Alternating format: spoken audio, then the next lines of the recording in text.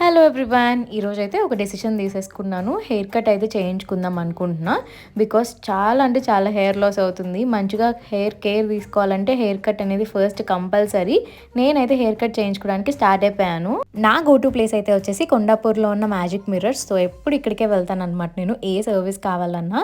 So first అయితే నేను వాళ్ళకి ఎక్స్ప్లెయిన్ చేశాను, నాకు ఇలా కావాలి హెయిర్ కట్, నా హెయిర్కి తగ్గట్టు చేయండి అని చెప్పి.